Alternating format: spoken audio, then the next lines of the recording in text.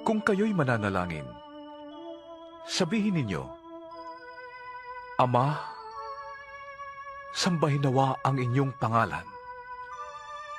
Naway magsimula na ang inyong paghahari. Bigyan ninyo kami ng aming makakain sa araw-araw.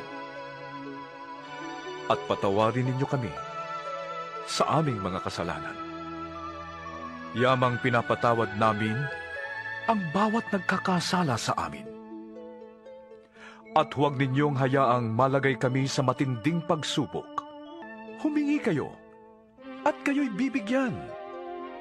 Humanap kayo at kayo'y makakatagpo. Kumatok kayo at kayo'y pagbubuksan. Sapagkat ang bawat humihingi ay tatanggap.